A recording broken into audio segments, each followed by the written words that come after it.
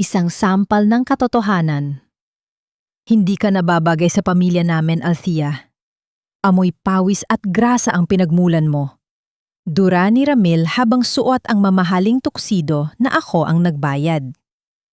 Sa gitna ng Manila Hotel, itinakwil ako ng lalaking pinag-alayan ko ng lahat. Ngunit hindi nila alam, ang amang tinatawag nilang basura ay ang haring luluhuran nila bukas. Sino nga ba ang tunay na dukha? Walang puwang sa pamilya namin ang isang babaeng amoy kargador ang pinagmulan, Althea. Tapos na ang palabas na ito. Wala nang kasalang mangyayari. Ang mga salitang iyon ay tila mga talim ng balisong na humiwa sa katahimikan ng bridal suite sa Manila Hotel. Malamig, direkta, at walang bahid ng pag-aalinlangan. Si Ramil, ang lalaking nangako sa kanya ng kailanman, ay nakatayo sa harap niya na may suot na mamahaling toksido. Ang toksido na si Althea mismo ang nagbayad mula sa 3 taong pantitipid at pagtatrabaho ng overtime. Sa sandaling yon, hawak ni Althea ang mga kamay ng kanyang ama, si Mang Baltazar. Inaayos niya ang kuwelyo ng luma at medyo kupas ng barong Tagalog nito. Kanina lang, ang puso ni Althea ay nag-uumapaw sa pasasalamat. Tinitingnan niya ang kanyang ama at iniisip kung gaano siya kapalad na sa wakas, mabibigyan na niya ito ng pahinga. Ang mga kamay ni Mang Baltazar na magaspang, puno ng kalyo mula sa ilang dekadang pagbubuhat ng mabibigat na kargamento sa daungan ng Batangas, ay nanginginig sa tuwa para sa kanyang kaisa-isang anak. Ngunit ang lahat ng tamis ay naging abo sa isang saglit. Ramil, ano bang sinasabi mo? Ang boses ni Althea ay bahagyan pabulong. Tila umaasang nagbibiro lamang ang kanyang mapapang-asawa. Ngunit ang tawa ni Doña Donna, ang ina ni Ramil, ay pumuno sa silid. Isang tawang puno ng pangungmutya at lason. Hindi ka ba nakakaintindi, Althea? My son is too good for you. Akala niyo ba ay papayag akong maging kumpare ang isang lalaking amoy pawis at grasa? Look at your father. Nakakahiya. Baka isipin ng mga bisita namin na nagpapasok kami ng pulubi sa hotel na ito. Maangas na sabi ni Doña Donna habang tinitingnan mula ulo hanggang paa si Mang Baltazar. Hindi kumibo si Mang Baltazar. Nanatili siyang nakayuko. Ang kanyang mga balikat na dati ay tila hindi natitibag ng anumang bigat ng kargamento, ay tila unti-unting lumulundo sa tinde ng kahihiyan. Ang regalong hawak niya para sa mag-asawa, isang simpleng frame ng larawan na gawa sa kabibe, ay mahigpit niyang nayakap sa kanyang dibdib. Ramel, mahal, sabihin mo hindi ito totoo. Ang lahat ng pinagsamahan natin. Lumapit si Althea, ang kanyang puting belo ay sumasayad sa mamahaling carpet, ngunit marahas siyang itinulak ni Ramil palayo. Please, Althea, stop acting like a victim. Inamin ko na sayo, Clarice is pregnant. Anak siya ng isang major stockholder sa kumpanya. She can give me the life I deserve. Ikaw, ano bang maibibigay mo sa akin kundi ang utang ng tatay mo at ang amoy ng malansang isda mula sa pier? You were just a convenience, Althea. Isang pansamantalang libangan habang wala pa ang para sa akin. Sabi ni Ramil na may kasamang ngising nakakasuka. Ang bawat salita ay tila isang malakas na sampal na yumanig sa buong pagkatao ni Althea. Naramdaman niya ang panunayo ng kanyang lalamunan. Ang kanyang mga tuhod ay tila nawala ng buto, at ang bawat hininga ay tila may kasamang bubog na sumusugat sa kanyang baga. Ang kanyang paningin ay nagsimulang lumabo, hindi dahil sa luha, kundi dahil sa tindi ng sakit na hindi maipaliwanag ng anumang salita. Sa kanyang tabi, naramdaman niya ang bahagyang paggalaw ng kanyang ama. Sinubukan ni Mang Baltazar na lumapit kay Doña Donna, marahil upang makiusap para sa kaligayahan ng kanyang anak. Madam, pakiusap po. Huwag niyo namang gawin ito sa anak ko. Mabuting bata si Althea. Ngunit bago pa man matapos ni Mang Baltazar ang kanyang sasabihin, itinaas ni Doña Donna ang kanyang kamay at malakas na tinabig ang hawak na regalo ng matanda. Ang tunog ng pagkabasag ng salamin sa sahig ay tila etyo ng nadurog na puso ni Althea. Ang mga kabibing pinulot at binuo ni Mang Baltazar ng may pagmamahal ay kalat-kalat na ngayon niyuyurakan ng suot na mamahaling sapatos ng ginang. Don't you dare touch me with those filthy hands, you old man! Umalis na kayo bago ko patawagin ng security. You don't belong here. This is a place for the elite, not for rats like you. Sigaw ni Doña Donna. Tumitig si Althea sa nabasag na frame. Tumingin siya sa kanyang ama na ngayon ay dahan-dahang lumuluhod upang kulutin ang mga piraso ng kanyang pinaghirapan. Ang imahe ng kanyang ama, ang kanyang bayani, ang kanyang sandigan, na hinihiya at minaliit sa harap ng mga taong pinaglingkuran niya ng buong puso, ay nagdala ng isang uri ng pot na hindi pa kailanman naramdaman ni Althea. Walang luhang pumatak mula sa mga mata ni Althea. Ang kanyang pighati ay napalitan ng isang nakabibining katahimikan. Tumingin siya sa salamin. Ang babaeng nandoon, na may suot na puting gown, ay hindi na ang Althea na masunurin at mapagpatawad. Ang babaeng iyon ay namatay na kasabay ng pagkabasag ng regalo ng kanyang ama. Dahan-dahang lumapit si Althea kay Mang Baltazar. Hinawakan niya ang kamay ng ama at pinigilan ito sa pagpulot ng mga basura. Tay, wag po! Hindi po tayo ang dumi sa silid na ito. Humarap siya kay Ramil at Doña Donna. Ang kanyang mga mata ay tila dalawang nagbabagang uling sa gitna ng malamig na gabi. Salamat, Ramil. Salamat dahil sa araw na ito. Ipinakita mo sa akin kung gaano kadilim ang kaluluwa mo. Akala mo ba ay nawalan ako? Hindi. Ikaw ang nawalan. Dahil sa kakarampot na yaman at sa babaeng magbibigay sa iyo ng posisyon, itinapon mo ang tanging taong tunay na nagmahal sa iyo. Tumawa ng malakas si Ramil. At ano namang gagawin mo, Althea? Babalik sa pier at magbibilang ng mga kahon? Go ahead! Magtiis kayo sa hirap habang ako ay nasa tuktok. Isang mapait na ngiti ang gumuhit sa mga labi ni Althea. Isang ngiting puno ng misteryo at hapdi. Lumingon siya sa pintuan ng suite nang marinig niya ang marahas na pagbukas nito. Isang lalaking nakasuot ng itim na suit, si Mateo, ang pumasok na may dalang isang itim na envelope. Hindi nito tiningnan si Ramil o si Doña Donna. Direkta itong naglakad patungo kay Mang Baltazar at yumukod ng malalim. Chairman, handa na po ang lahat sa labas. Naghihintay na po ang convoy. Ang boses ni Mateo ay malakas at puno ng respeto na nagpatahimik sa buong silid. Nanlaki ang mga mata ni Ramil. Ang kanyang paghinga ay tila napatigil. Chairman, anong kalukuhan nito? Tumingin si Althea sa kanyang ama pagkatapos ay kay Ramil. Ang kanyang puso ay kumakaba ng mabilis, ngunit ang kanyang tinig ay nanatiling matatag. Sa kanyang isip, isang katanungan ang paulit-ulit na umaalingaw-ngaw. Hanggang saan ang kayang gawin ng isang ama para protektahan ang kanyang anak? At anong klasing bagyo ang darating ngayong? Ang lihim na matagal nang ibinaon ay pilit ng kumakawala. Tumingin si Mang Baltazar kay Althea. Ang kanyang mga mata ay wala ng bahid ng lungkot, kundi isang talim na kayang magpabagsak ng isang imperyo. Anak, ang sabi ko sa iyo, huwag kang iiyak para sa mga taong hindi karapat-dapat sa iyong luha. Ngayon, hayaan mo sila naman ang lumuha para sa atin. Tumalikod sila Althea at Mang Baltazar. Iniiwan ang mag-inang Serrano na nakatayo sa gitna ng mga nabasag na pangarap at paparating na paniningil. Habang naglalakad palabas, isang tanong ang nanatili sa kaisipan ni Althea. Ito na nga ba ang katapusan ng kanyang pagdurusa? O ito pa lamang ang simula ng isang mas masakit na katotohanan na babago sa kanilang buhay magpakailanman? Ang bawat patak ng ulan sa bintana ng sasakyan ay tila mga luhang hindi mailabas ni Althea.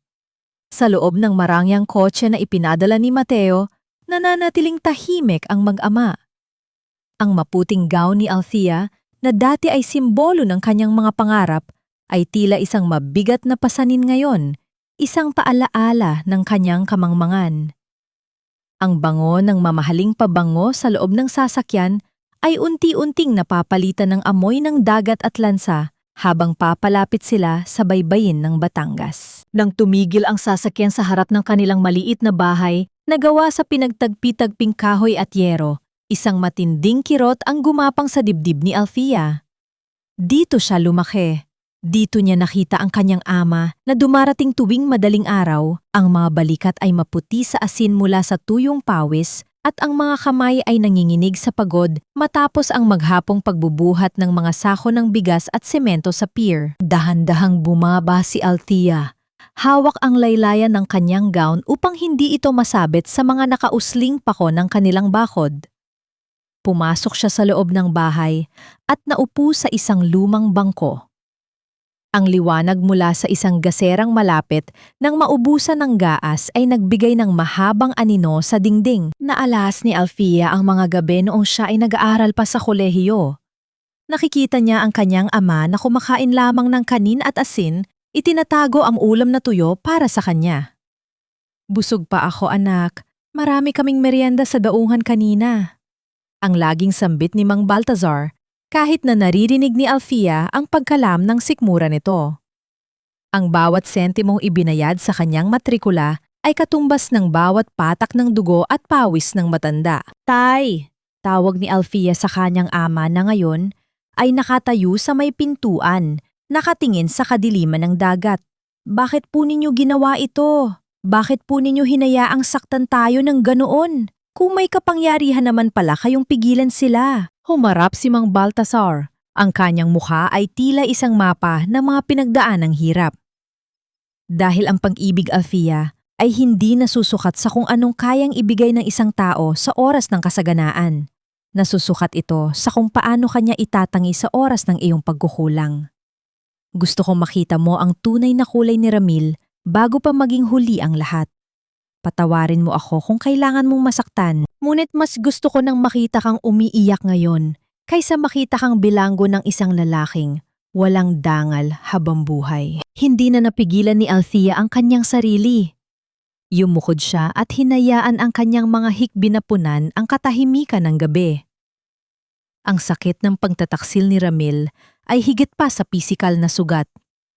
Ito ay isang laso na dahan-dahang pumapatay sa kanyang tiwala sa mundo. Ngunit ang katahimikan ay biglang nabulabog ng tunog ng marahas na paghinto ng isang sasakyan sa labas.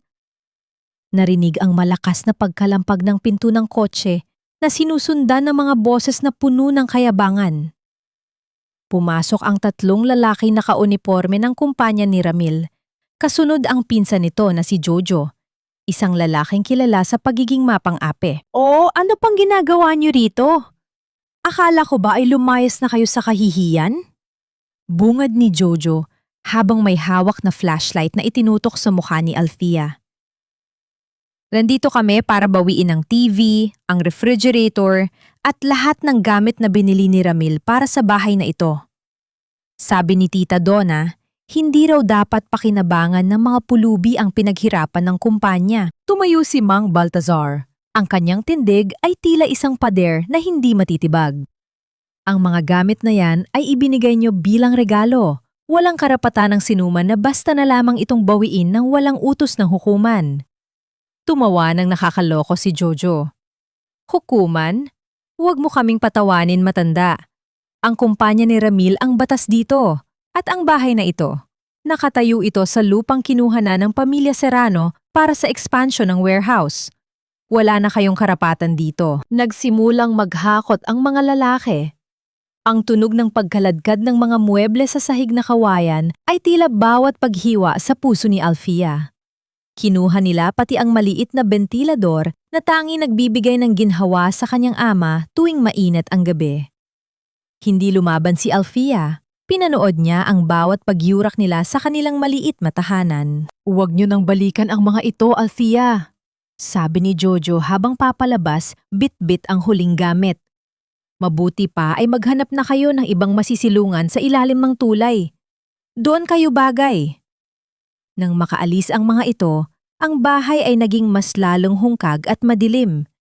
Tanging ang tunog ng mga alon sa labas ang naririnig. Lumapit si Althea sa kanyang ama, na ngayon ay tahimik na nakatingin sa bakanting sulok kung saan dati ay nakalagay ang kanilang mga kagamitan. "Tay, aalis na po ba tayo?" Tanong ni Althea. Ang boses ay nanginghinig sa takot at galit. Hindi sumagot si Mang Baltazar. Sa halip, lumapit siya sa pintuan at tiningnan ang isang puting papel na idinikit ng mga lalaki bago sila umalis. Ang bawat titik sa papel na iyon ay tila isang hatol ng kamatayan. "Eviction notice," bulong ni Althea habang binabasa ang dokumento. Ang nakasaad doon ay kailangan nilang lisanin ang lugar sa loob ng 24 na oras o kung hindi, ay gigibain ang kanilang bahay ng walang abiso. Kinuha ni Althea ang kanyang cellphone. Balaksan ng tawagan si Ramil para makiusap sa huling pagkakataon. Ngunit bago pa niya mapindot ang numero, isang mensahe ang pumasok mula sa isang hindi kilalang numero. "Althea, ang bawat bagay na kinuha namin sa inyo ay kabayaran lamang sa panahong sinayang mo kay Ramil. Huwag kang mag-alala. Ang susunod na mawawala sa inyo ay ang huling piraso ng inyong dignidad. Bukas, magsisimula ang tunay na bangungot." Sino ang nagpadala nito? At bakit tila alam na alam nito ang bawat galaw nila? Tumingin si Althea sa kanyang ama, at sa unang pagkakataon, nakita niya ang isang kakaibang liwanag sa mga mata nito. Isang liwanag na hindi kailanman nakikita sa isang kargador lamang.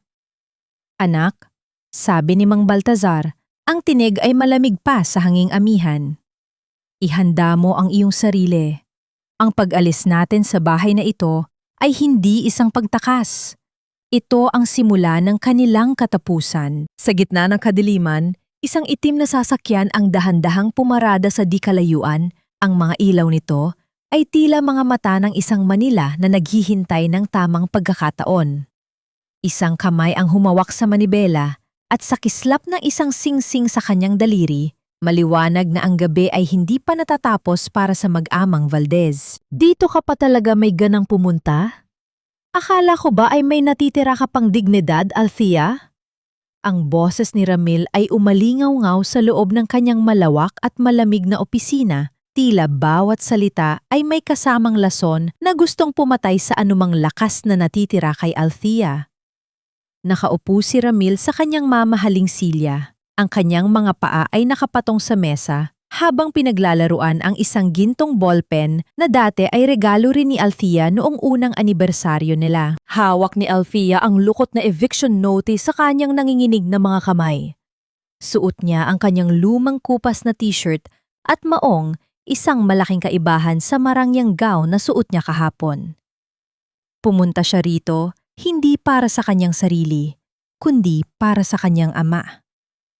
Hindi niya kayang makitang mawala ng masisilungan si Mang Baltazar sa ganitong katandaang edad. "Ramel, pakiusap! Alam kong galit ka sa akin pero huwag mong idamay ang tirahan namin. Saan pupunta si tatay? Ilang dekada na siyang naninirahan doon. Parang awa mo na, bawiin mo ang utos na ito." Pagmamakaawa ni Althea, ang kanyang boses ay halos pagbulong na dahil sa sikip ng kanyang dibdib. Tumawa ng malakas si Ramil, isang tawang puno ng pangungutya na tila ba ang pakiusap ni Althea ay isang nakakatawang biro. "You don't get it, do you? Ang lupang kinatatayuan ng barong-barong nyo ay gagamitin para sa bagong warehouse ng Serrano Logistics. Bakit ko sasayangin ang espasyo para sa isang matandang kargador na wala namang pakinabang? Kung gusto nyo ng matitirhan, subukan nyo sa ilalim ng tulay o sa gilid ng riles. Doon naman kayo talaga nababagay." Naramdaman ni Althea ang paghinto ng tibok ng kanyang puso. Ang bawat salita ni Ramil ay tila isang matulis na karayom na tumutusok sa kanyang katinuan. Tumingin siya sa paligid ng opisina. Ang mga sertipiko ng pagkilala, ang malambot na carpet, ang lahat ng karanyaan na tinulungan niyang buuin sa pamamagitan ng kanyang mga pangarap at sakripisyo. Ngayon, ang lahat ng iyon ay ginagamit laban sa kanya. "Sana ay hindi mo pangsisihan ang lahat ng ito, Ramil."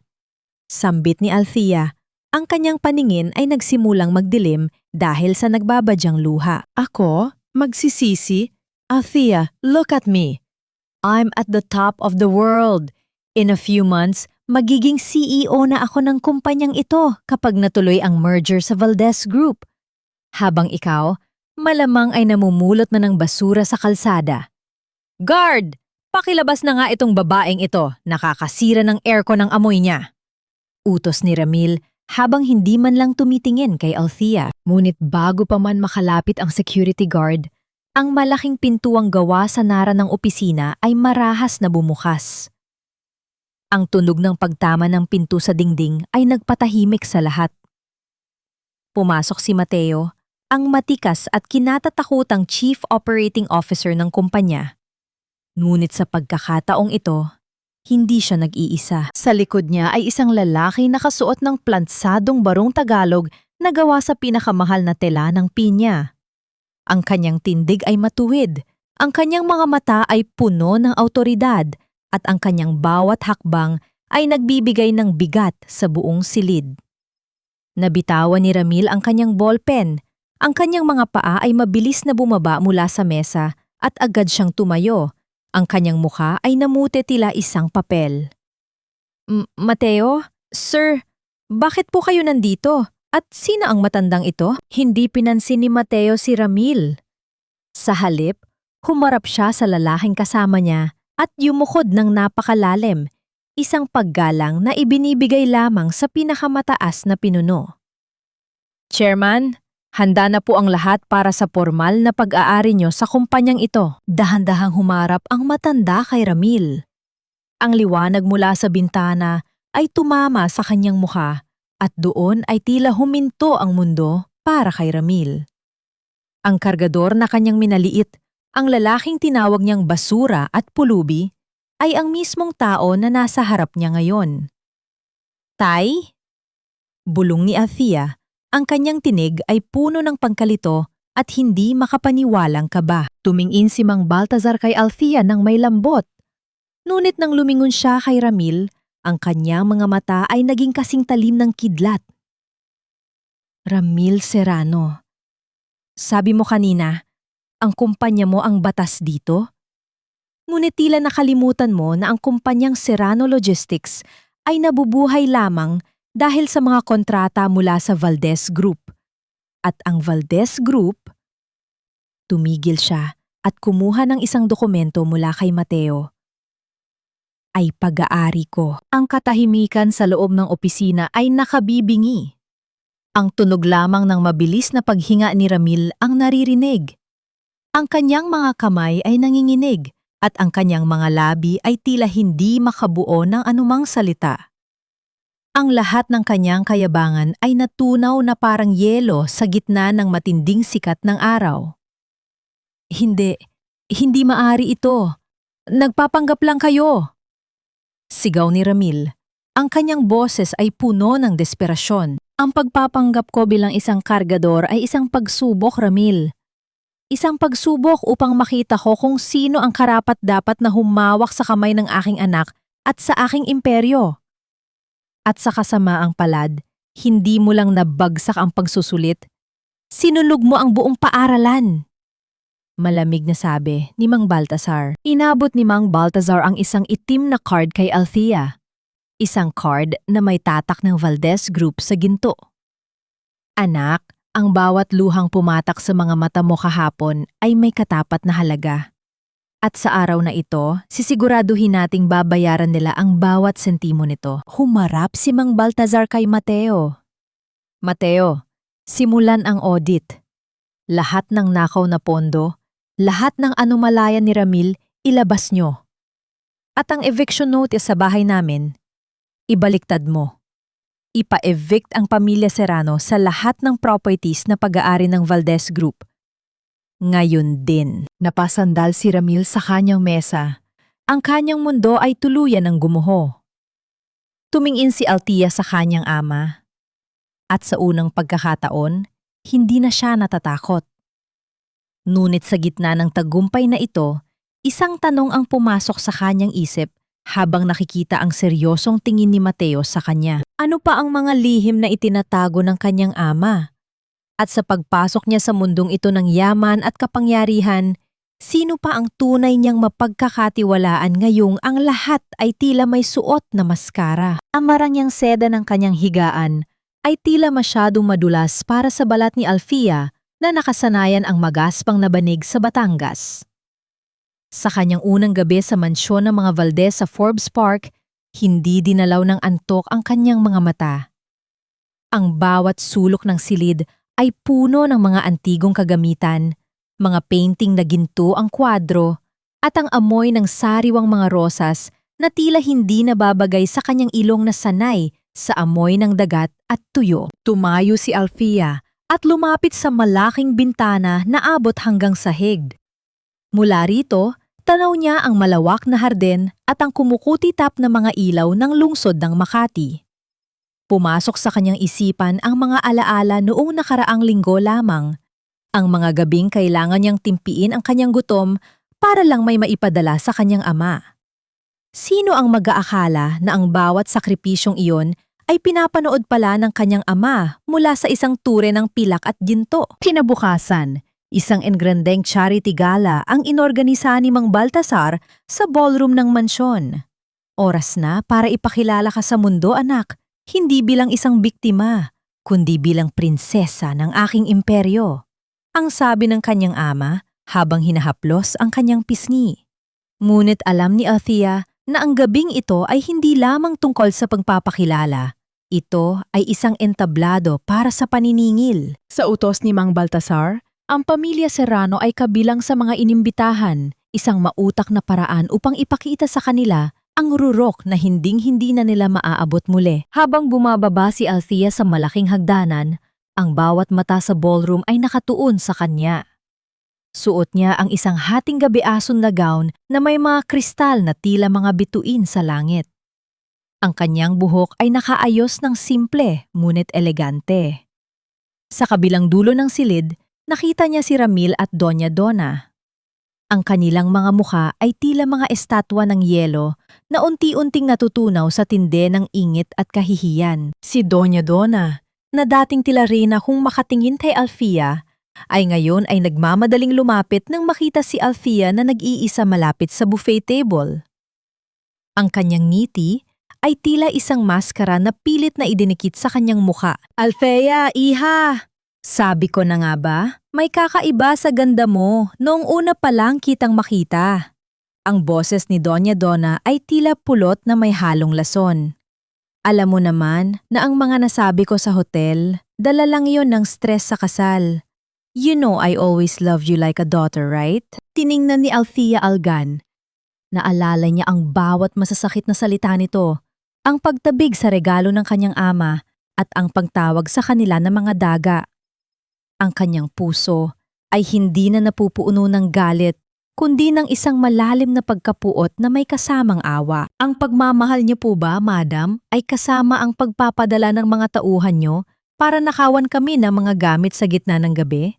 Ang malamig na tanong ni Althea na nagpatahimik sa ginang.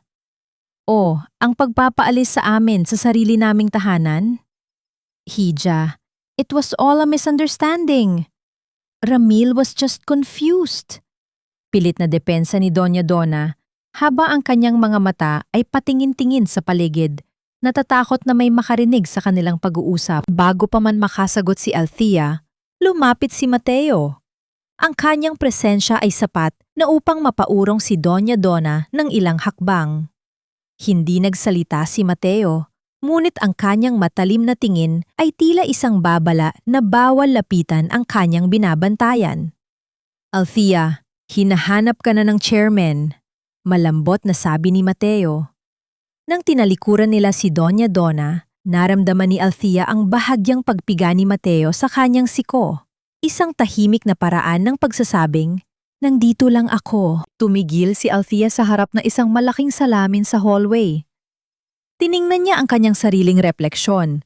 Ang kanyang mga kamay na dati ay puno ng kalyo at sugat mula sa pagtatrabaho, ay ngayon ay pinalalamutian ng mga mamahaling diamante at sapiro.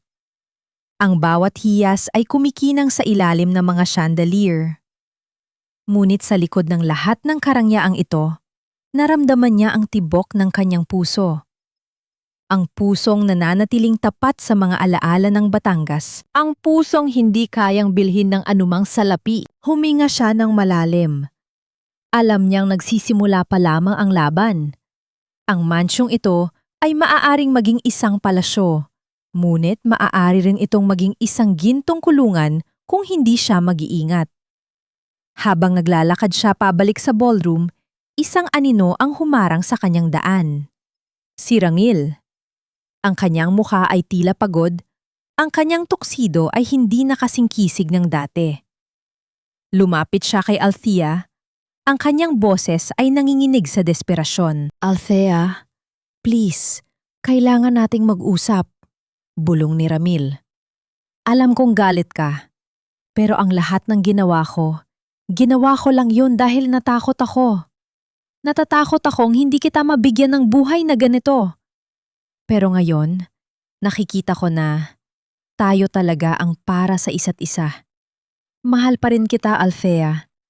Hindi nagbago yon. Tinitigan ni Althea ang lalaking minsan ay naging mundo niya. Ang kanyang mga salita ay tila mga sirang plaka na wala ng kahulugan. Bago pa man siya makasagot, may isang bagay na nahulog mula sa bulsa ni Ramil. Isang resibo mula sa isang mamahaling alahas na ang petsa ay noong nakaraang gabi lamang, ang petsa kung kailan dapat ay kasama niya ang kanyang bagong kasintahan. Ang lason ng kanyang pagkukunyari ay tila mas lalong tumindi. Ano pa ang kayang isakripisyo ni Ramil para lamang makuha muli ang kanyang tiwala? At hanggang kailan mananatiling tahimik si Mateo sa mga nangyayaring ito sa kanyang paligid? Huwag mo hayaan na malunod ka sa yaman ng tatay mo, Althea. Hindi ka sanay sa ginto. Baka sa huli, malimutan mo kung sino ka talaga. Pero ako lang ang nakakaalam kung paano ka matulog sa gabi kapag pagod ka. Kung anong paborito mong kape. Ako lang ang nakakakilala sa totoong ikaw. Ang mga salita ni Ramil ay tila isang malapot na putik na pilit bumabalot sa kaisipan ni Althea. Nakatayo sila sa madilim na bahagi ng veranda, malayo sa ingay ng musika sa loob ng ballroom. Ang kanyang boses ay puno ng maling katapatan, isang uri ng gaslighting na naglalayong pahinain ang loob ni Althea at pabalikin siya sa ilalim ng kanyang kontrol. Totoong ikaw? Isang mapait na tawa ang kumawala sa mga labi ni Althea. Ang totoong ako, Ramil, ay ang babaeng hinayaan mo magmakaawa sa harap mo kahapon habang tinatawag mo kaming basura. Ang totoong ako ay ang babaeng pinagpalit mo sa pera ng iba. Huwag mo akong gamitan ng mga matatamis na salita dahil alam ko na ang lasa ng lason mo. You're just hurt, Althea. Natural lang yan. Pero aminin mo, natatakot ka rin sa mundong ito, di ba? Ang mga tao rito, kasing lamig sila ng mga diamanteng suot nila. Pero ako, kahit anong mangyari, babalikan at babalikan kita. Muling hirit ni Ramil habang dahan-dahang lumalapit, sinusubukang hawakan ang kamay ni Althea. Ngunit bago pa man dumapo ang kanyang mga daliri sa balat ng dalaga, isang matipunong braso ang humarang sa kanyang daraanan. Si Mateo. Hindi man lang tiningnan ni Mateo si Ramil. Ang kanyang atensyon ay nasa malayo. Tila binabantayan ang bawat anino sa harden. Ngunit ang kanyang presensya ay tila isang bakal na pader sa pagitan ng dalawa. The chairman is asking for his daughter, Mr. Serrano. I believe your invitation is only for the ballroom, not for the private quarters. Ang boses ni Mateo ay malamig, walang emosyon, ngunit may kasamang babala na hindi dapat balewalain. Nagmura ng mahina si Ramil, tiningnan ng masama si Mateo, bago padabog na tumalikod at bumalik sa loob. Nang mawala na ang kanyang anino, nakaramdam si Althea ng isang matinding panghihina. Napahawak siya sa rehas ng veranda. Ang kanyang paghinga ay mabigat. Huwag niyo pong pakinggan ang mga salita niya, Ma'am Althea. Ang mga taong katulad niya ay nabubuhay sa panlilinlang dahil wala silang sariling pundasyon. Mahinang sabi ni Mateo. Sa unang pagkakataon, narinig ni Althea ang bahagyang lambot sa boses nito. Salamat, Mateo. Hindi ko alam kung paano ko haharapin ang lahat ng ito kung wala ka. O kung wala si tatay. Tugon ni Althea habang nakatingin sa kalawakan. Kinaumagahan, dinala ni Mateo si Althea sa library ng mansyon. Doon ay nakalatag ang makakapal na folder na naglalaman ng mga ulat tungkol sa Serrano Logistics. Sa utos ni Mang Baltasar, sisimula na ni Althea ang pag-aaral sa kumpanyang balak nilang bawiin. Habang binubuklat ni Althea ang mga dokumento, isang katotohanan ang bumulaga sa kanya. Ang kumpanya ng pamilya Serrano ay tila isang magandang mansyon na anay na ang loob. Puno sila ng mga utang sa iba't ibang bangko at ang mga pondong dapat ay pambayad sa mga empleyado ay inilipat sa mga personang na account ni Doña Donna para sa kanyang luho at pagsusugal. Baon na sila sa utang, Mateo, bulong ni Althea. Ang kanyang mga mata ay nanlalaki sa bawat pahinang nababasa. Kaya pala ganoon na lamang ang pagmamadali nilang ipakasal si Ramil sa anak ng stockholder. Kailangan nila ng pondo para hindi sila makulong. Tama po kayo, ma'am.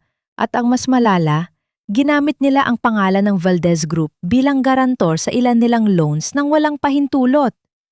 Ito ang magiging mitsa ng kanilang tuluyang pagbagsak. Paliwanag ni Mateo habang itinuturo ang ilang pirma na halatang pinek. Ang galit ni Althea ay napalitan ng isang malamig na determinasyon. Hindi lang pala dangal ang ninakaw sa kanya, kundi maging ang tiwala ng kumpanya ng kanyang ama. Pagkatapos ng ilang oras na pangtatrabaho, iminungkahi ni Mateo na maglakad-lakad sila sa harden upang makalanghap ng sariwang hangin. Ang harden ay puno ng mga bulaklak ng dama de noche na nagbibigay ng isang nakaka-relax na bango sa paligid. Ang daan ay medyo madulas dahil sa dilig ng mga sprinkler. Habang naglalakad, hindi napansin ni Althea ang isang bahagi ng semento na may lumot. Biglang nadulas ang kanyang paa. Napasigaw siya ng mahina habang nawawalan ng balanse. Ngunit bago pa man siya tumama sa lupa, naramdaman niya ang isang malakas at matatag na bisig na sumalo sa kanyang baywang. Sa isang saglit, nagtagpo ang kanilang mga mata. Malapit na malapit ang mukha ni Mateo sa kanya. Naramdaman ni Althea ang init ng hininga nito at ang mabilis ngunit matatag na tibok ng puso ng lalaki. Ang mga mata ni Mateo, na dati ay tila bato sa katigasan, ay nagpakita ng isang uri ng pag-aalala na nagpabilis sa tibok ng puso ni Althea. Hindi ito ang kilig na naramdaman niya kay Ramil. Ito ay isang pakiramdam ng seguridad, ng pagiging protektado. Ma'am, ayos lang po ba kayo? Mahinang tanong ni Mateo, hindi pa rin binibitawan ang kanyang pagkakahawak. Ayos lang ako. Salamat. Nauutal na sagot ni Althea habang dahan-dahang tumatayo ng maayos. Ang kanyang pisngi ay nag-init. Isang bagay na matagal na niyang hindi nararamdaman. Nang bumalik sila sa loob, hindi alam ni Althea na mula sa bintana ng kanyang silid, nakatingin si Ramil. Ang kanyang mga kamao ay nakakuyom hanggang sa mamuti ang kanyang mga kasukasuan. Ang inggit ay tila isang apoy na lalong nang paalab sa kanyang balak na masama. Akala niyo ba ay ganoon lang kadali iyon? Bulong ni Ramil sa dilim. Kung hindi ka mapupunta sa akin, Althea, sisiguraduhin kong wala ring ibang makikinabang sa iyo. Sa gitna ng katahimikan ng gabi, isang misteryosong tawag ang tinanggap ni Ramil. Handa na ang lahat. Bukas, mawawala ang lahat ng ngiti sa mukha ng mga Valdez. Sino ang kausap ni Ramil? At anong klaseng panganib ang naghihintay kay Althea sa likod ng marangyang buhay na kanyang tinatamasa ngayon? Ang kaisa-isang dahilan kung bakit mo kailangang dumaan sa apoy, anak, ay dahil ayaw kong matulad ka sa iyong ina. Namatay siya dahil sa sobrang pantitiwala sa isang hayop na katulad ni Ramil. Ang tinig ni Mang Baltasar ay tila isang malamig na hanging humampas sa mukha ni Althea sa gitna ng katahimikan ng library. Hawak ni Althea ang isang baso ng mainit na tsaa na kanyang itinimpla para sa kanyang ama. Isang simpleng gawa ng pagmamahal na nakasanayan niya sa Batangas. Ngunit, ang init ng baso ay tila biglang naging yelo sa kanyang mga palad. Anong ibig ninyong sabihin, Tay? Ang sabi niyo po sa akin, namatay si inay dahil sa malubhang sakit, bulong ni Alfia. Ang kanyang lalamunan ay tila tinik na hindi malunok at ang kanyang dibdib ay nagsimulang kumabog ng mabilis sa tindi ng kaba. Dahan-dahang kinuha ni Mang Baltazar ang isang lumang litrato mula sa kanyang pitaka. Larawan yon ng isang babaeng kamuhang-kamuha ni Alfia, may suot na puting bestido at may niting kasing ningning ng umaga. Ilang dekada na ang nakalilipas. Ang iyong ina ay anak din ng isang mayamang pamilya. Gaya mo, nagmahal siya ng isang lalaking akala niya ay kanyang magiging sandigan. Ngunit ang lalaking iyon ay isang manggagamit. Nang makuha ang lahat ng pera at ari-arian, iniwan niya ang iyong ina sa gitna ng ulan habang nagdadalang tao sa iyo. Namatay siya sa pighati at panghihina, hindi lang dahil sa sakit, kundi dahil sa pagkadurog ng kanyang dangal. Pagkukwento ni Mang Baltazar, ang kanyang mga mata ay basa na ng luha na matagal niyang kinimkim. Naramdaman ni Althea ang pangangatog ng kanyang mga tuhod. Ang bawat salita ng ama ay tila isang piraso ng katotohanan na bumubuo sa isang madilim na bahagi ng kanyang pagkatao. Ang kanyang buhay sa Batangas, ang pagpapanggap nila bilang mahirap, ang lahat ng iyon ay isang pader na itinayo ng kanyang ama upang hindi siya maging biktima ng parehong kasaysayan. Kaya ako sinubukan si Ramil. Gusto kong makita kung mahal ka ba niya bilang Althea o mahal ka niya dahil sa kung anong meron ka. At nakita nating dalawa ang sagot, anak. Ang sugat na nararamdaman mo ngayon ay lunas para sa mas malaking trahedya na maaari sanang mangyari. Dagdag pa ng matanda, habang hinahawakan ang nanginginig na kamay ng anak. Yumakap si Althea sa kanyang ama. Ang kanyang mga hikbi ay tahimik, ngunit malalim. Ngayon ay mas naiintindihan na niya ang higpit ng kanyang ama. Ang mga gabing tinitingnan siya nito nang may halong lungkot at takot. Ang pag-ibig pala ay hindi lang tungkol sa pagbibigay. Minsan, ito ay tungkol sa masakit na pagprotekta. Kinabukasan, pumasok si Althea sa kumpanya hindi bilang isang bisita, kundi bilang ang bagong hirang na Vice President for Operations ng Valdez Group. Suot ang isang matikas na itim na suit, naglakad siya sa gitna ng mga empleyadong dati ay hindi man lang siya tinitingnan. Sa kanyang tabi ay si Mateo na nagsisilbing kanyang gabay at katuwang. Handa na po ba kayo, Ma'am Althea? Tanong ni Mateo habang binubuksan ang pinto ng kanyang bagong opisina. Handa na ako, Mateo. Hindi na para sa sarili ko, kundi para sa danggal ng aking ina na ninakaw ng mga taong katulad ni Ramil. Tugon ni Althea nang may bagong antas ng paninindigan. Sinimulan nila ang formal na audit sa lahat ng subkumpanya, kabilang ang Serrano Logistics. Habang lumilipas ang mga oras, lalong lumalalim ang mga nadidiskubre ni Althea. Hindi lang simpleng utang ang problema ng pamilya Serrano. Natuklasan niya ang mga serye ng ghost deliveries, mga transaksyong binayaran ng kumpanya, ngunit wala namang aktwal na kargamento. Mateo, tingnan mo ito! Tawag ni Althea habang itinuturo ang isang file mula sa nakaraang taon. Bago pa man ang balak na kasal namin, si Ramil ay nagsimula ng maglipat ng pondo mula sa Serrano Logistics patungo sa isang dummy account sa ibang bansa. Hindi lang niya ako niloko sa damdamin, ninakawan na rin niya ang kumpanya ng kanyang sariling pamilya at ang mga kontratang hawak ng Valdez Group. Ang bawat dokumento ay tila isang piraso ng ebidensya na lalong nagpapadiin sa kasamaan ni Ramil. Hindi lang siya isang lalaking naghahanap ng yaman, siya ay isang lalaking handang manira ng buhay para sa kanyang sariling interes. Nang gabing iyon, habang nag-aayos ng mga gamit si Althea, isang lumang sobre ang nahulog mula sa isa sa mga folder ni Ramil na kinuha nila mula sa opisina nito. Ang sobre ay may tatak ng isang sikat na kasino. Sa loob nito ay isang litrato. Si Ramil, kasama ang isang babaeng hindi si Clarice at may hawak na tumpok ng pera.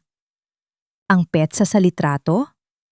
Noong mismong gabi na sinabi ni Ramil kay Althea na nag-overtime siya para sa kanilang kinabukasan. Ang huling bakas ng awa sa puso ni Althea ay tuluyan ang naglaho. Ang kanyang mga mata ay naging kasing lamig ng bakal. Sa gitna ng katahimikan ng gabi, kinuha niya ang kanyang panulat at nilagdaan ang unang dokumento na magsisimula ng legal na pagkilos laban kay Ramil Serrano. Ngunit sa gitna ng kaning determinasyon, isang anino ang gumalaw sa labas ng kanyang opisina. Ang tunog ng dahan-dahang pagpihit ng doorknob ay nagpatayo ng balahibo ni Althea. Sa pagkakataong ito, wala si Mateo sa kanyang tabi. Sino ang nangahas na pumasok sa kanyang opisina sa ganitong oras? At anong lihim pa ang handang gawin ni Ramil para lang hindi lumabas ang katotohanang nakatago sa likod ng kanyang mga kasinungalingan? Akala nyo ba ay matatapos ang lahat sa isang pirasong papel? Hindi nyo kilala kung sino ang kinalaban nyo, Althea. Isang kargador lang ang ama mo noon at mananatili kayong basura sa paningin ko kahit anong suit pa ang isuot nyo. Ang boses ni Doña Donna ay umalingaw-ngaw sa loob ng conference room. Tila isang matalim na huni ng sirena na pilit bumabasag sa formalidad ng board meeting.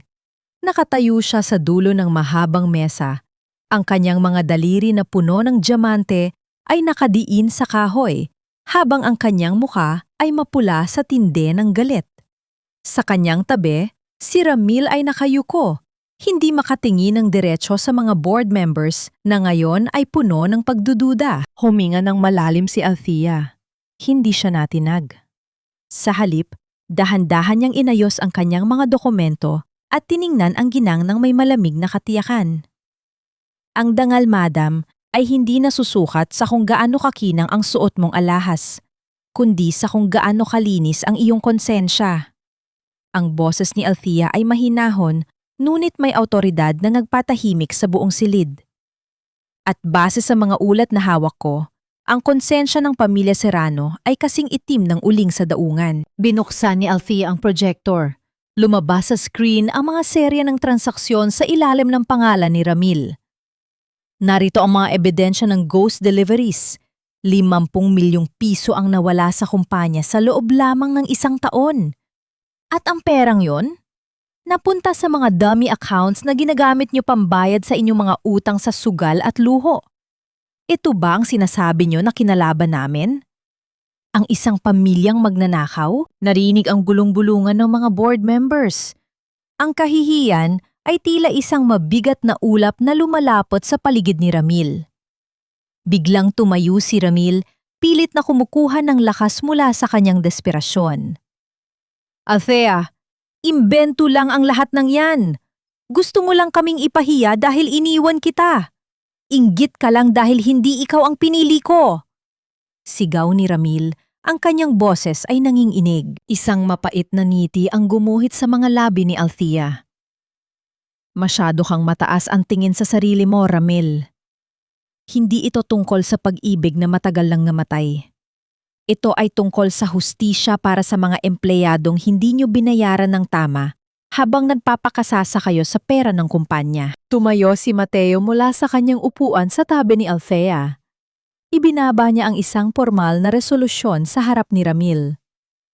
Mr. Serrano, sa bisa ng kapangyarihang ibinigay ng chairman at ng board of directors, ikaw ay formal na tinatanggal sa iyong posisyon bilang CEO ng Serrano Logistics effective immediately. Ang lahat ng iyong access sa kumpanya ay binabawi na at ang legal team ng Valdez Group ay magsasampa ng kaukulang kaso ng estafa at qualified theft laban sa iyo. Tila gumuho ang kisame sa ibabaw ni Ramil. Napaupo siya sa kanyang silya, ang kanyang muka ay nawalan ng kulay. Ngunit si Doña Donna ay hindi pa rin susuko. Lumapit siya kay Althea. Ang kanyang mga mata ay nanlilisik sa galit. Akala mo ba ay panalo ka na? Isang tawag ko lang sa mga koneksyon ko. Mawawalan ng saysay ang lahat ng ito. You are just a pathetic girl trying to play queen. Dura ni Doña Donna. Madam! Tawag ni Althea habang tumatayo at humaharap ng malapitan sa ginang. Ang mga koneksyon na sinasabi nyo ay ang mga taong kinuha rin namin ang mga utang. Sa madaling salita, wala na kayong kakampi. Ang tanghing natitira sa inyo ay ang inyong kayabangan na wala namang pundasyon. Sininyasan ni Althea ang mga security guard. Lumapit ang mga ito at pinalibutan ang mag-inang Serrano. Pakidala na sila sa labas at siguraduhin na wala silang madadala kahit isang kagamitan na pag-aari ng kumpanya. Habang kinaladkad palabas si Ramil at ang kanyang ina, ang ballroom ay napuno ng katahimikan. Ang mga board members ay isa-isang tumayo at yumuko kay Althea bilang pagkilala sa kanyang bagong kapangyarihan. Nang makaalis ang lahat, naiwan si Althea at Mateo sa loob ng conference room. Lumapit si Althea sa bintana, tinitingnan ng abalang kalsada sa labas. Naramdaman niya ang isang kamay na dahan-dahang dumalapit sa kanyang balikat, ngunit tumigil ito bago pa man dumapo. Ma'am, ayos lang po ba kayo? Alam kong hindi madali ang ginawa niyo. Mahinang sabi ni Mateo. Hindi ko akalain na ganito pala ang lasa ng tagumpay, Mateo. May halong pait pa rin. Bulong ni Althea. Tumingin siya sa kanyang mesa at nakita ang isang maliit na frame ng larawan nila ng kanyang ama noong bata pa siya sa Batangas. Isang paalaala na kahit anong rurok ang maabot niya, ang kanyang puso ay laging babalik sa dalampasigan kung saan ang pag-ibig ay tapat at walang kapalit. Ngunit ang katahimikan ay muling nabasag nang tumunog ang intercom. Ma'am Althea, may nagpadala po ng isang itim na sobre para sa inyo. Galing daw po kay Doña Donna. Sabi niya, basahin niyo raw ito bago kayo matulog kung gusto niyo pang makita ang inyong ama na ligtas. Naramdaman ni Althea ang isang matinding lamig na gumapang sa kanyang likuran. Ang tagumpay na kanyang nakamit ay tila biglang nanganib. Anong lihim ang alam ni Doña Donna? At sa kabila ng kanyang pagkatalo, ano pa ang kayang gawin ng isang desperadong babae upang makaganti? Ang bawat trono ay may dugong kailangang dumanak bago ito maging matatag, Althea. Huwag kang magpakasaya sa iyong tagumpay dahil ang buhangin na kinatatayuan mo ay dahan-dahan ng tinatangay ng agos. Ang mga salitang ito na nakasulat sa pulang tinta sa loob ng itim na sobre ay tila mga uod na gumagapang sa balat ni Althea. Nanginginig ang kanyang mga daliri habang binabasa ang liham sa loob ng kanyang tahimik na opisina. Ang lamig ng aircon ay tila hindi sapat upang palamigin ang kaba sa kanyang dibdib. Sa loob ng sobre ay may kasama ring isang lumang litrato ni Mang Baltazar na may guhit na pulang ekis sa kanyang muka. Hindi pa natatapos ang gabi na magsimulang umingay ang kanyang cellphone. Sunod-sunod ang mga notification mula sa social media at mga news sites ang bumulaga sa kanya. Ang mukha niya ay nasa bawat screen, ngunit hindi bilang isang matagumpay na negosyante. Ang lihim na anak ng kargador, tunay ba o isang malaking penek? Eskandalo sa Valdez Group. Isang impostora ba ang bagong vice president? Nagpakalat ng fake news si Doña Donna. Gamit ang kanyang natitirang koneksyon sa ilang tabloid at vlogger, ipinapakalat nila ang balita na si Althea ay hindi tunay na anak ni Baltazar, kundi isang batang kinuha lamang sa lansangan upang magsilbing front sa mga ilegal na transaksyon ng matanda. Sinasabi rin ng balita na ang tunay na pamilya ni Althea ay mga kriminal sa Batangas. Naramdaman ni Althea ang pag-ikot ng kanyang paligid. Ang kanyang mga paa ay tila nabaon muli sa putik ng daungan. Sa kabila ng kanyang mamahaling kasuotan, pakiramdam niya ay hinuhubaran siya ng dangal sa harap ng buong bansa. Ang bawat sulyap ng mga empleyado sa labas ng kanyang glass wall ay tila mga palasong tumatagos sa kanyang pagkatao. Ma'am, kailangan natin magpalabas ng statement. Ang stock ng kumpanya ay nagsisimula ng bumaba dahil sa negatibong publisidad. Ang boses ni Mateo ay puno ng pag-aalala habang mabilis na pumapasok sa silid. Mateo, bakit nila ginagawa ito? Alam nilang hindi totoo ang lahat. Bulong ni Althea, ang kanyang mga mata ay nanlalabo na dahil sa nagbabadyang luha ng kahihiyan. Dahil wala na silang ibang sandata kundi ang iyong nakaraan, Althea. Gusto nilang bumalik ka sa dilim kung saan kanila unang nakita. Tugon ni Mateo. Ang kanyang kamay ay sandaling dumapo sa balikat ni Althea. bago ito mabilis na binawi. Nang gabing iyon, umuwi si Althea sa mansyon na bagsak ang balikat. Inaasahan niyang makikita ang kanyang ama na nag-aalala rin. Ngunit laking gulat niya nang maabutan si Mang Baltazar sa kusina. Nakasuot ito ng kanyang paboritong kupas na apron at abalang nagluluto. Ang amoy ng pritong tuyo at bawang na sinasangag sa kanin ay pumuno sa marangyang kusina. Isang eksenang tila hindi nababagay sa ilalim ng mga diamanteng chandelier, ngunit ito ang nagpatahimik sa bumabadyong puso ni Althea. Tay, may problema po tayo. Ang balita, ang mga kasinungalingan ni Doña Donna, panimula ni Althea. Mumiti si Mang Baltazar at inilapag ang isang plato ng sinangag sa harap ng anak. Kumain ka muna anak. Ang gutom na sikmura ay madaling matalo ng takot. Naalala mo ba noong sa Batangas? Kahit anong lakas ng bagyo, basta't magkasama tayong kumakain ng tuyo, hindi tayo natitibag. Sa gitna ng ginto at pilak, ang kanyang ama ay nananatiling ang kargador na nagturo sa kanya ng tunay na kahulugan ng katatagan. Kumain si Althea at sa bawat subo, naramdaman niya ang unti-unting pagbabalik ng kanyang lakas. Ang tuyo at sinangag ay naging simbolo ng kanyang tunay na pagkatao na hinding-hindi mabubura ng anumang fake news. Hayaan mo silang mag-ingay, Althea. Ang latang walang laman ang siyang maingay. Handa na ang ating sagot.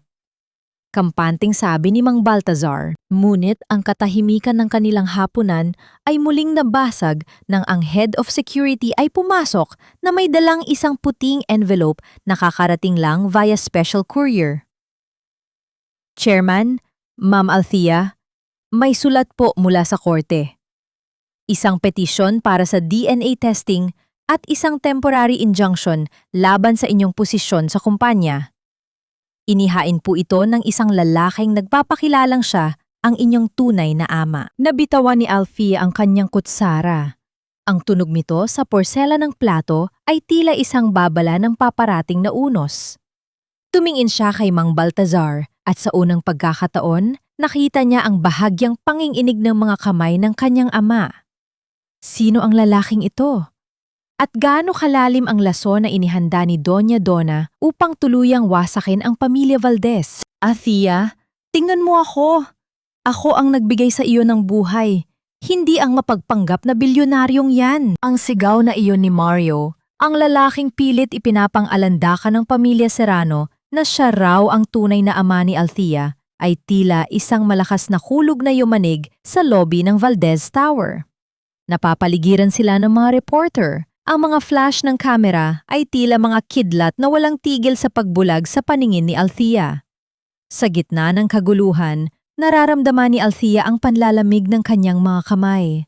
Ang bawat lente ng kamera ay tila mga matang mapanghusga, naghihintay sa kanyang pagbagsak. Sa kanyang tabi, mahigpit na hinawakan ni Althea ang kanyang locket, isang maliit na pilak na kwintas na ibinigay ni Mang Baltazar noong siya ay nagtapos ng elementarya.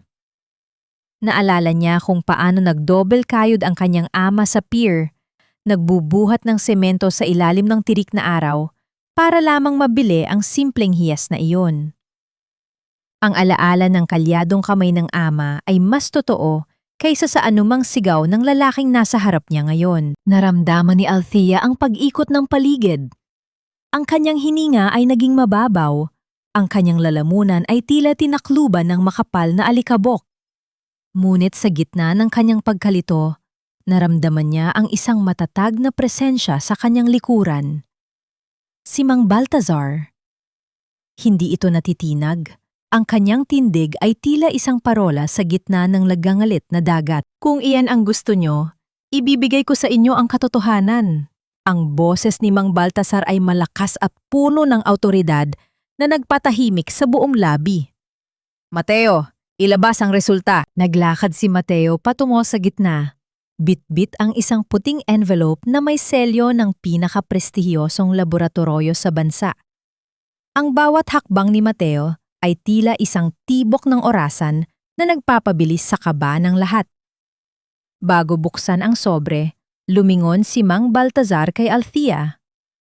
Sa gitna ng mga kamera at mikropono, kinuha niya ang kamay ng anak at hinawakan ito ng mahigpit. Walang salita, tanging ang init ng kanyang palad ang nagparating ng mensahe. Nandito ako, anak. Hindi kita bibitawan. Isang tahimik na panunumpa sa gitna ng maingay na mundo. Isang pagpapatunay na ang tunay na ugnayan ay hindi lang nasusukat sa dugo, kundi sa bawat sakripisyong ginawa sa dilim. Binuksan ni Mateo ang sobre at binasa ang nilalaman sa harap ng mga live camera. Probability of paternity, 99.9%. Si Althea Valdez ay ang tunay at nag-iisang anak ni Baltazar Valdez. Narinig ang sama-samang paghinga ng malalim ng mga tao sa paligid. Ang mukha ni Mario ay biglang namutla. Ang kanyang katawan ay nanginginig sa takot. Hindi nagtagal. Lumabas din ang ebidensya mula sa legal team ni Mateo. Si Mario ay isang aktor na binayaran ni Doña Donna para gumawa ng eksena, kapalit ng pagbayad sa kanyang malaking utang sa sugal. Ang kahihiyan ay bumalik sa pamilya Serrano nang higit pa sa inaasahan nila. Sa harap ng buong bansa, nabunyag ang kanilang desperasyon at kasamaan. Ang mga vlogger na dati ay bumabatikos kay Althea ay mabilis na nagpalit ng panig. Tiningnan ni Althea si Doña Donna na nanonood mula sa malayo sa loob ng kanyang sasakyan. Nakita niya ang pagkatalo sa mga mata ng giinang. Ang katotohanan ay tila isang malaking alon na tuluyang lumunod sa kanyang mga kasinungalingan. Tay, tapos na po. Bulong ni Althea habang nakasandal sa balikat ng ama. Naramdaman niya ang unti-unting pagpapakawala ng tensyon sa kanyang katawan. Ang tagumpay ay matamis, ngunit higit pa roon, ang kapayapaan ng kanyang pagkakakilanlan ang pinakamahalagang kayamanan. Ngunit sa gitna ng kanilang pagdiriwang, naramdaman ni Althea ang biglang pagbigat ng timbang ni Mang Baltazar sa kanyang balikat. Ang mahigpit na pagkakahawak nito sa kanyang kamay ay dahan-dahang lumuwag. Tay! Tay! Sigaw ni Althea nang makita ang kanyang ama na dahan-dahang nawawalan ng malay. Ang mukha nito ay kasing puti na ng kanyang barong. Mabilis na sumaklolo si Mateo, ngunit ang katahimikan ni Mang Baltazar ay tila isang babala ng isang mas malaking pagsubok. Bakit na yon pa? Ngayong napatunayan na ang lahat, bakit tila ang tadhana ay may iba na namang plano? Sa loob ng ambulansya, habang mabilis na bumabaybay sa lansangan, hawak ni Althea ang malamig na kamay ng kanyang ama. Isang katanungan ang pilit na kumakatok sa kanyang isipan. May sapat pa bang oras para mabayaran niya ang lahat ng sakripisyo ng kanyang ama? O huli na ang lahat para sa kanilang bagong simula? Masyado ng pagod ang kanyang puso, Althea. Ang bawat sako ng sementong binuhat niya noon sa pier ay tila unti-unting kumuha ng lakas mula sa kanya. Matagal na niyang alam na may taning na ang kanyang buhay. Ngunit pinili niyang magtiis para sa iyo. Ang mga salitang iyon mula sa doktor ay tila mga tipak ng yelo na bumabara sa lalamunan ni Althea. Nakatayo siya sa labas ng intensive care unit. Ang kanyang mga kamay ay nakadiin sa malamig na salamin ng pinto. Sa loob, tanaw niya ang kanyang ama. Ang higanting nagturo sa kanya kung paano lumaban, na ngayon ay tila isang maliit at marupok na anino sa ilalim ng mga puting kumot. Ang tunog ng mga makinang sumusukat sa kanyang bawat hininga ay tila isang malungkot at mabagal na martsa sa gitna ng katahimikan ng gabi. Isang matinding pagsisisi ang gumapang sa kanyang dibdib. Naalala ni Althea ang mga pagkakataong nagrereklamo siya tungkol sa bigat ng trabaho sa opisina, habang ang kanyang ama pala ay pilit na nilalabanan ang bawat pintig ng sakit sa dibdib para lamang masiguradong ligtas ang kanyang kinabukasan. Ang bawat tagumpay na tinatamasa niya ngayon ay may katapat palang buhay na unti-unting nauubos. Bakit mo itinago, Tay? Bakit kailangang ikaw lang ang magdala ng lahat? Bulong ni Althea. Ang kanyang mga luha ay tahimik na pumatak sa kanyang mga kamay na nanginginig. Naramdaman niya ang isang mainit na tasa ng kape na inabot sa kanya. Si Mateo. Nakatayo ito sa kanyang tabi. Ang kanyang mga mata ay puno ng pag-unawa, at isang uri ng pangakong hindi siya iiwan. Uminom ka muna, Althea. Kailangan mo ng lakas. Hindi gusto ng chairman na makita kang nanghihina. Ginawa niya ang lahat ng ito para makita kang nakatayo ng mag-isa bago siya tuluyang magpahinga. Mahinang sabi ni Mateo. Naupo sila sa matitigas na silya sa hallway ng ospital. Sa sandaling yon, ang lahat ng yaman ng mga Valdez ay tila walang saysay. Ang ginto ay hindi kayang bumili ng isang malakas sa tibok ng puso. Ang pilak ay hindi kayang magpatigil sa takbo ng oras. Dahan-dahang pumasok si Althea sa silid ni Mang Baltasar nang payagan na siya ng nurse. Lumapit siya at hinawakan ang kamay ng ama. Doon, nakita niya ang isang bagay na nagpadurog sa kanyang puso. Sa ilalim ng suot na hospital gown, bahagyang nakalitaw ang mga peklat sa balat ng kanyang ama.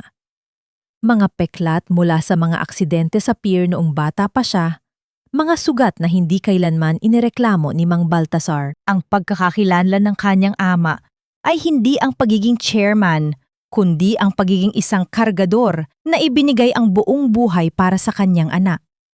Hinalikan ni Althea ang magaspang na kamay ng ama at nangakong hindi sasayangin ang bawat sakripisyo nito. Tay, gumising po kayo. Marami pa tayong kakaning tuyo at sinangag. Hindi ko pa po kayo na ipapasyal sa mga lugar na pinangarap nating puntahan. Pagsusumamo niya. Ang kanyang tinig ay basag na sa pighati. Lumipas ang ilang oras. Dahil sa matinding pagod at puyat, hindi na malaya ni Althea na dinalaw na siya ng antok habang nakasandal ang kanyang ulo sa gilid ng kama ng ama. Ang kanyang mga mata ay dahan-dahang pumikit. Ang kanyang mga kamay ay nananatili nakahawak sa kamay ni Mang Baltasar. Ngunit sa gitna ng katahimikan ng madaling araw, ang dahan-dahang pagpihit ng pinto ay hindi narinig ni Althea. Isang anino ang pumasok sa silid. Isang anino may suot na maskara at may dalang isang maliit na hiringgilya. Sa kislap ng ilaw mula sa hallway, sandaling nakita ang mga mata ng lalaking pumasok. Si Ramil. Ang kanyang mukha ay puno ng galit at desperasyon. Kung hindi ka mapapa sa akin, Althea, sisiguraduhin kong wala ka ring uuwi yan na ama. Tapos na ang paghahari nyo. Bulong ni Ramil habang dahan-dahang lumalapit sa IV line ni Mang Baltasar. Ang tunog ng bawat hakbang ni Ramil sa makinis na sahig ay tila isang babala ng kamatayan. Habang mahimbing na natutulog si Althea, ang kanyang ama ay nasa bingit ng isang pang-anib na hindi niya inasahan. Madigising ba si Althea sa tamang oras? At hanggang saan ang kayang gawin ni Ramil sa kanyang huling tangka na wasakin ang lahat ng mahalaga sa babaeng minsan niyang minaliit? Isang pindot na lang, Althea, at magiging malaya na tayong dalawa. Isang tulak na lang sa lason na ito at matatapos na ang lahat ng hadlang sa ating kinabukasan. Ang bulong na iyon ni Ramil ay tila isang malansang hangin na dumapo sa pandinig ni Althea. Dahan-dahang imulat ni Althea ang kanyang mga mata, ang kanyang paningin ay malabo pa dahil sa biglaang pagkakagising. Sa ilalim ng malamig na liwanag ng mga aparatong medikal, nakita niya ang anino ni Ramil na nakayuko sa IV line ng kanyang ama. Ang hiringgilya sa kamay nito ay kumikinang, tila isang pangil ng ahas na handang tumuklaw. Agad na tumayo ang balahibo ni Althea. Ang kanyang puso ay tila gustong kumawala sa kanyang dibdib sa tindi ng takot. Ngunit ang kanyang isipan ay biglang naging kasing linaw ng kristal. Hindi na siya ang babaeng umiiyak sa Manila Hotel. Hindi na siya ang Althea na kayang tapakan at syaktan. Bitawan mo yan, Ramil. Ang boses ni Althea ay mababa, paos, ngunit may talim na mas matalas pa sa anumang patalim. Napaigtad si Ramil. Ang hiringgilya ay bahagyang nanginginig sa kanyang mga daliri. Tumingin siya kay Althea. Ang kanyang mga mata ay nanlilisik sa desperasyon at pagkabaliw. Althea, gising ka pala. Ginagawa ko lang ito para sa atin. Ang matandang ito, siya ang sumira sa atin. Kung hindi dahil sa yaman niya, Hindi mo ako tatalikuran. Kapag wala na siya, babalik ang lahat sa dati. Magiging akin ka ulit at magiging atin ang lahat ng ito. Sa tingin mo ba ay yaman lang ang dahilan kung bakit kita kinasusuklaman? Dahan-dahang tumayo si Alfia. Ang kanyang mga kamao ay nakakuyom. Kahit maging kargador ulit ang tatay ko, kahit mamulot tayo ng basura sa kalsada, hinding-hindi ako babalik sa isang hayop na katulad mo. Ang dumi mo, Ramil. Ang dumi-dumi ng kaluluwa mo. Huwag mo akong galitan, Alfia! Sigaw ni Ramil ng pabulong habang dahan-dahang idinidiin ang karayom sa rubber port ng dextrose. Isang pindot ko lang, hihinto ang puso niya. Magmumukha itong atake dahil sa hina ng katawan niya. Huwag kang lalapit. Naramdaman ni Alfia ang pang-inginig ng kanyang buong katawan. Hindi dahil sa takot para sa sarili, kundi dahil sa matinding poot. Tumingin siya sa kanyang ama na mahimbing na natutulog, walang kamalay-malay, na ang taong itinuring niyang anak-anakan noon ay handa siyang patayin. Hinarang ni Alfia ang kanyang sariling katawan sa pagitan ni Ramil at ng kanyang ama. Ang kanyang mga kamay ay nakadipa, tila isang inahing manok na handang mamatay para sa kanyang sisiw. Sige, ituloy mo. Pero kailangan mo muna akong patayin, Ramil. Dahil hanggat humihinga ako, hinding-hindi mo masasaktan ang tatay ko. Ang pang-aalangan ay gumuhit sa mukha ni Ramil. Ang kanyang kamay ay nangiinig ng husto. Sa sandaling iyon, ang pinto ng ICU ay marahas na bumukas. Ang tunog ng pagtama nito sa pader ay tila isang hatol ng kamatayan para kay Ramil. Pumasok si Mateo, kasunod ang 2 armadong security guard at mga pulis. Ibagsak mo ang hiringgilya, Serrano.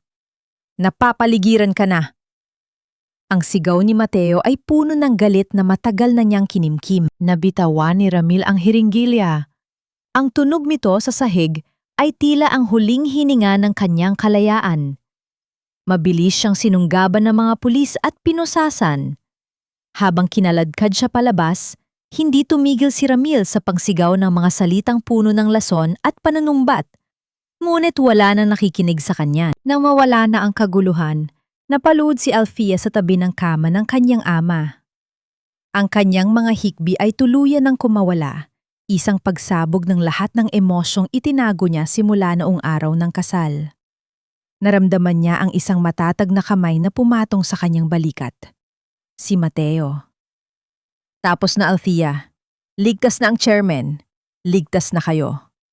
Mahinang sabi ni Mateo. Ang boses nito ay may halong ginhawa. Tumingin si Alfia kay Mateo. Ang kanyang mga mata ay puno ng pasasalmart. Ngunit ang kanyang pansin ay mabilis na nabaling nang marinig niya ang isang mahinang ungol mula sa kanyang ama.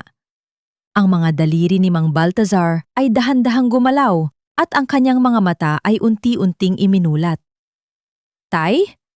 Tay, naririnig niyo po ba ako? Pagsusumamo ni Alfia habang hinahalikan ang kamay ng ama. Ngumiti ng bahagya si Mang Baltazar, bagamat puno ng pagod. Anak, nakita ko ang lahat. Ang tapang mo. Ngunit sa gitna ng kanilang muling pagkikita, pumasok ang isang nurse na may dalang masamang balita mula sa labas. Ma'am Alfia, nakatakas po si Doña Donna. Kinuha niya ang lahat ng natitirang alahas at pera sa kanilang vault bago pa dumating ang mga pulis. May nakakita sa kanya na sumakay ng sasakyan patungo sa isang hindi kilalang direksyon. Naramdaman ni Alfia ang muling paglamig ng kanyang sikmura. Nahuli na si Ramil, ngunit ang utak ng lahat ng kasamaan ay malaya pa rin. Saan nagtatago si Doña Donna?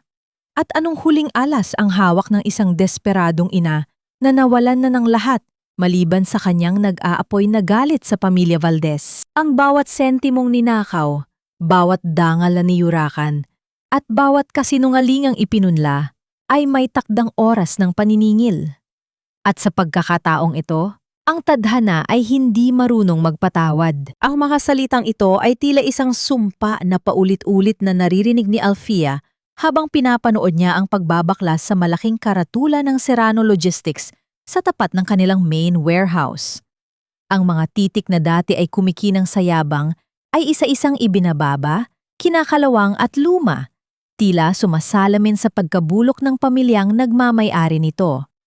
Sa loob lamang ng ilang araw, ang imperyong itinayo sa panlilinlang ay tuluyan ng gumuho. Sa loob ng kulungan, si Ramil ay tila isang basang sisiw na pinabayaan ng lahat.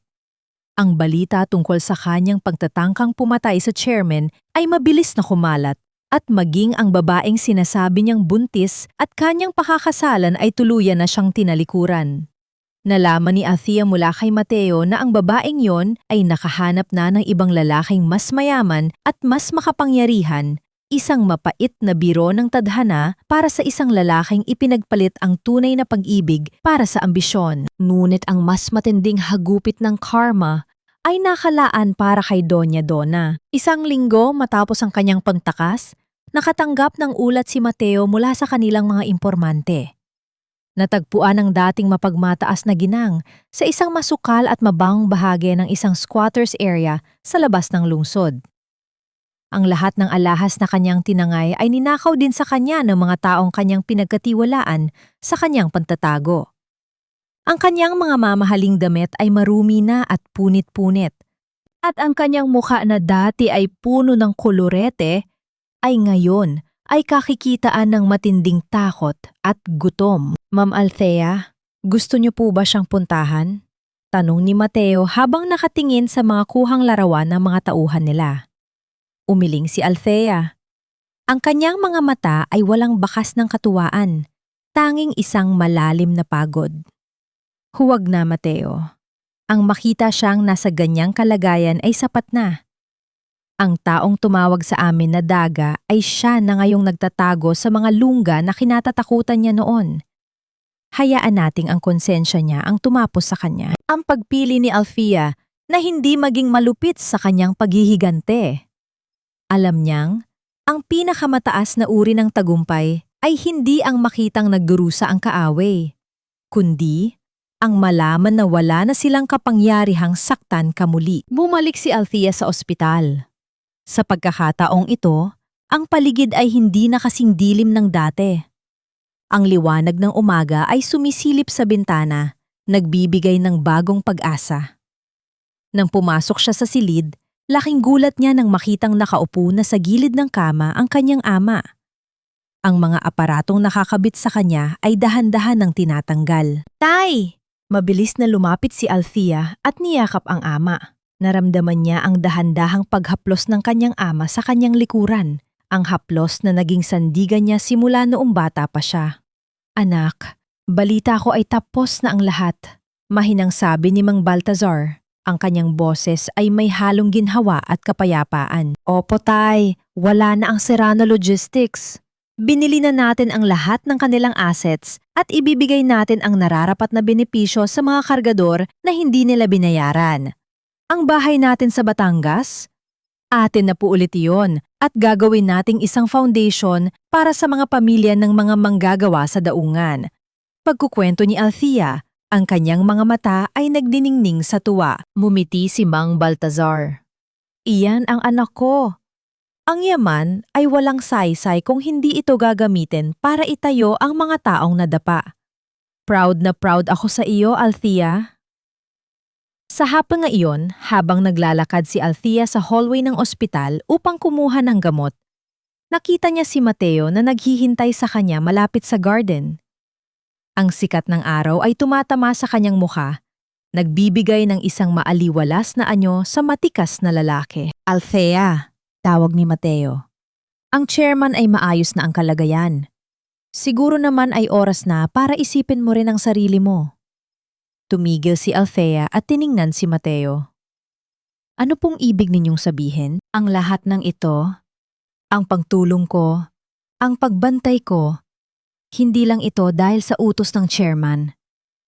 Ginawa ko ito dahil noong unang beses pa lang kitang makita sa pier, noong nabubuhat ka pa ng mga dokumento at may ngiti sa iyong mga labi sa kabila ng hirap. Alam ko nang ikaw ang babaeng gusto kong protektahan habang buhay. Ang pag-amin ni Mateo ay tapat at walang paligoy-ligoy. Naramdaman ni Alfia ang mabilis na tibok ng kanyang puso.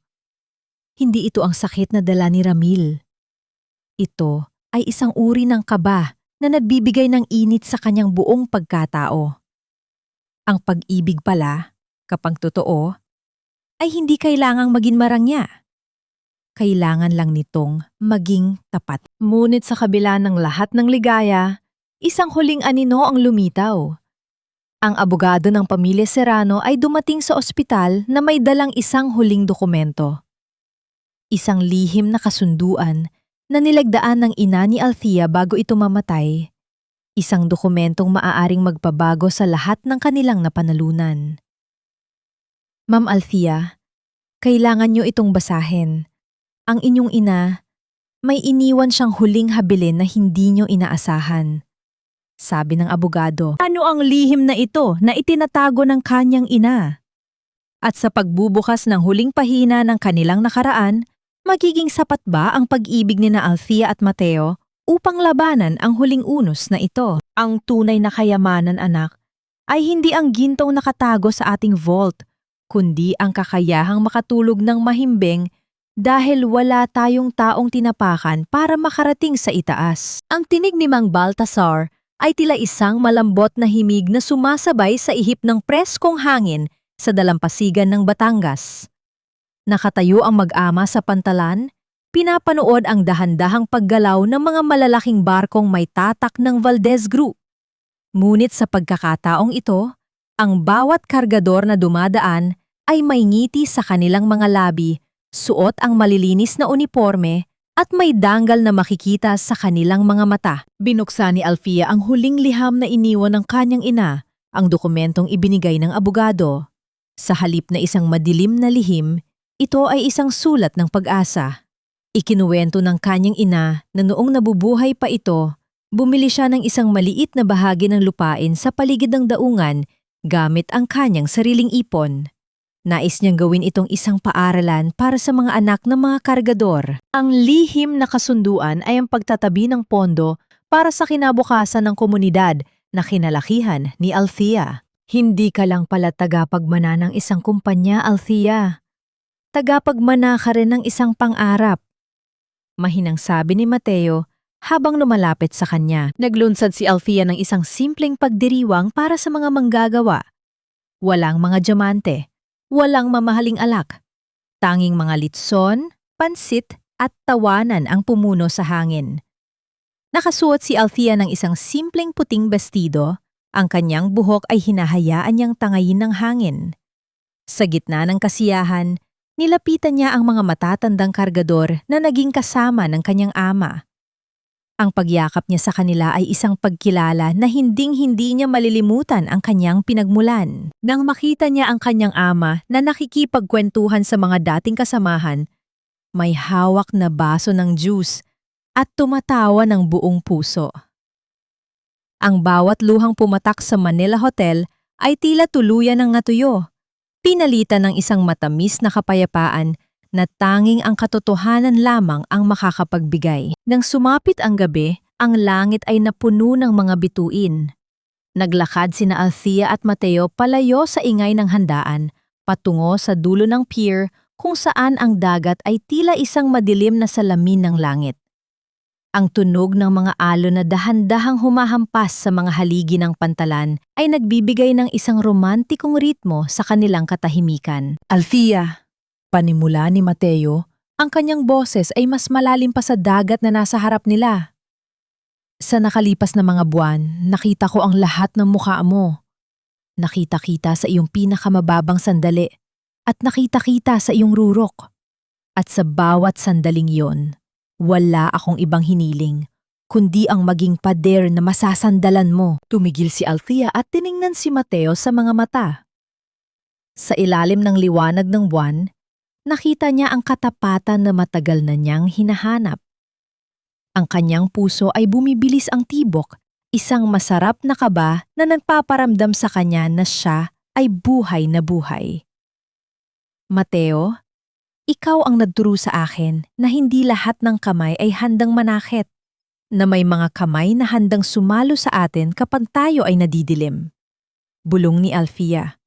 Dahan-dahang kinuha ni Mateo ang kamay ni Alfia at inilagay ito sa kanyang dibdib, sapat na upang maramdaman ni Alfia ang mabilis na pintig ng puso ng lalaki. Lumapit ang kanilang mga mukha, nararamdaman ang init ng hininga ng isa't isa. Sa isang saglit na tila tumigil ang mundo, naramdaman ni Alfia ang malambot na dampi ng mga labi ni Mateo sa kanyang no. Isang halik na puno ng respeto, pangako, at wagas na pag-ibig. Hindi kita bibitawan, Althea. Kahit anong bagyo pa ang dumating, mananatili ako sa tabi mo. Ang pangako ni Mateo. Naramdaman ni Althea ang isang malalim na ginhawa. Ang pag-ibig pala ay hindi kailangang maging isang giyera. Maaari itong maging isang ligtas na kanlungan. Ngunit sa gitna ng kanilang matamis na sandali, isang liwanag mula sa isang paparating na bangka ang tumama sa kanilang direksyon. Ang bangka ay tila nagmamadali at nang ito ay dumaong, isang lalaki ang mabilis na bumaba. Ang kanyang mukha ay puno ng pagkabahala at may hawak siyang isang balita na magpapatigil sa kanilang pagdiriwang. Ma'am Althea! Sir Mateo! May natanggap kaming ulat mula sa kulungan. Si Ramil, nakahanap siya ng paraan para makalabas at may kasama siyang mga taong hindi natin inaasahan. Sabi nila, papunta sila rito para bawiin ang sinasabi nilang sa kanila. Naramdaman ni Althea ang muling paglamig ng kanyang sikmura. Ang huling gabi ng kanilang selebrasyon ay tila balot na naman ng banta. Hanggang kailan kailangang lumaban ni Althea para sa kanyang katahimikan? At ano ang huling alas na hawak ni Ramil para sirain ang kanilang bagong simula?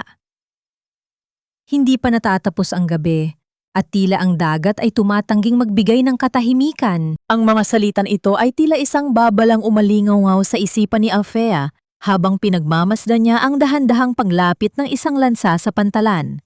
Ang liwanag ng buwan ay sapat na upang makita niya ang pamilyar na anino ng isang lalaking puno ng puot, si Ramil. Ngunit hindi na siya ang maayos na lalaking nakasuot ng taksido. Siya ay tila isang hayop na sugatan, marumi, at ang mga mata ay nanlilisik sa desperasyon. Kasama niya ang ilang lalaking may mga takeb sa mukha, bitbit ang mga bakal na pamalo at mga sulo na nagliliyab. Mabilis na humarang si Mateo sa harap ni Althea. Ang kanyang mga kamay ay nakakuyom. Ang mga kargador na kanina lang ay masaya nagdiriwang ay dahan-dahang tumayo, kinuha ang kanilang mga gamit sa pantatrabaho, mga kawit, mga kahoy, at ang kanilang mga matitigas na bisig. Isang pader ng mga tao ang nabuo sa paligid ni na Althea at Mang Baltazar. Althea, ibigay mo sa akin ang dokumentong nilagdaan ni Mama. Akin ang kumpanyang yan. Ninakaw niyo ang lahat sa amin. Ang sigaw ni Ramil ay basag, puno ng baliw na galit habang tumatalon siya mula sa lansa patungo sa semento ng pantalan. Dahan-dahang lumabas si Althea mula sa likuran ni Mateo. Hindi siya nagtatago. Ang kanyang puting bestido ay humahampas sa hangin. Tila isang bandila ng kapayapaan sa gitna ng nagbabadyang gulo. Tumingin siya ng diretso sa mga mata ni Ramil, ang lalaking minsan niyang minahal. Ngunit ngayon ay tila isang estrangerong hindi na niya kilala. Walang ninakaw sa inyo, Ramil. Ang lahat ng nawala sa inyo ay bunga ng inyong sariling kasakiman. Ang boses ni Althea ay kalmado, walang bakas ng takot. Ang dokumentong sinasabi mo? Iyon ay ang huling habilin ng aking ina para sa mga taong pinaglingkuran niya. Hindi iyon para sa mga magnanakaw na katulad mo. Huwag mo akong pangaralan, Althea. Isang kargador ka lang. Isang hamak na babaeng amoy dagat. Sigaw ni Ramil habang iwinawasiwas ang kanyang kamay. Sugurin sila! Kunin ang lahat ng kaya niyang makuha. Ngunit bago pa man makahakbang ang mga kasama ni Ramil, ang mga kargador ng Batangas ay sabay-sabay na humakbang pasulong. Ang tunog ng kanilang mga mabibigat na tsinelas at sapato sa semento ay tila isang malakas na hulog na nangpatigil sa mga tauhan ni Ramil. Ang mga lalaking ito, na tinawag ni Ramil na basura noon, ay ang mga tao ngayon ay handang maging kalasag ni Althea. Subukan nyo! Ang boses ni Mang Baltasar ay pumailan lang sa kadiliman. Nakatayo ang matanda sa tabi ng anak. Ang kanyang tindig ay matikas sa kabila ng kanyang sakit. Subukan niyo silang saktan at malalaman niyo kung anong klasing pamilya ang binubuo namin dito sa daungan. Ang utang na loob ng mga taong ito ay mas matimbang pa sa anumang perang hawak niyo. Nang makita ni Althea na ang tunay na kapangyarihan ay hindi nagmumula sa armas o yaman, kundi sa katapatan ng mga taong pinoprotektahan mo. Ang mga tauhan ni Ramil, nang makita ang dami ng mga kargador na handang lumaban, ay dahan-dahang nagbaba ng kanilang mga pamalo. Isa-isa silang umatras pabalik sa lansa, iniiwan si Ramil na mag-isa sa gitna ng pantalan. "Mga duwag, bumalik kayo rito!" Sigaw ni Ramil, ngunit wala nang nakikinig sa kanya. Napaupo si Ramil sa semento. Ang kanyang mga luha ay nagsimulang pumatak, luha ng pagkatalo at kahihiyan. Lumapit sa kanya si Althea, ngunit huminto siya sa sapat na distansya. Tumingin siya sa lalaking naging bahagi ng kanyang buhay ng 3 taon. "Sana ay mahanap mo ang iyong sarili, Ramil. Hindi sa yaman ng iba, kundi sa sarili mong pagsisikap. Patawad, ngunit dito na nagtatapos ang ating kwento," mahinang sabi ni Althea. Dumating ang mga awtoridad at dahan-dahang inakay si Ramil palayo. Sa pagkakataong ito, wala ng sigaw, wala ng pot. Tanging ang tunog ng kanyang mga hakbang na papalayo ang naririnig. Nang muling bumalik ang katahimikan sa pantalan, humarap si Althea kay Mateo. Ang kanyang mga mata ay puno ng pagod, ngunit may kasamang malalim na ligaya. Dahan-dahang kinuha ni Mateo ang kanyang kamay at hinalikan ito sa harap ng lahat. Isang formal na pagpapakita na ang prinsesa ng daungan ay nahanap na ang kanyang tunay na hari. "Tay, ayos na po ang lahat," bulong ni Althea habang nakasandal sa kanyang ama. Mumiti si Mang Baltasar at tumingin sa malawak na dagat. Ang bawat luhang pumatak, ang bawat pighati at ang bawat sakripisyo ay nagbunga na ng isang bagong simula. Ang nobelang sinimulan sa isang mapait na kasal ay magtatapos sa isang wagas na pangako sa ilalim ng mga bituin ng Batangas. Ngunit bago ang huling pagtulog sa gabing iyon, isang huling tanong ang pumasok sa isip ni Althea habang tinitingnan niya ang kanyang sarili sa salamin. Matapos ang lahat ng unos, handa na ba siyang harapin ang bukas ng walang takot? At ano ang mga pangarap na kanyang bubuuin kasama ang mga taong tunay na nagmamahal sa kanya? 5 taon ang mabilis na lumipas. Tila mga alon sa dagat na dahan-dahang binura ang mga bakas ng pait sa buhangin ng buhay ni Althea.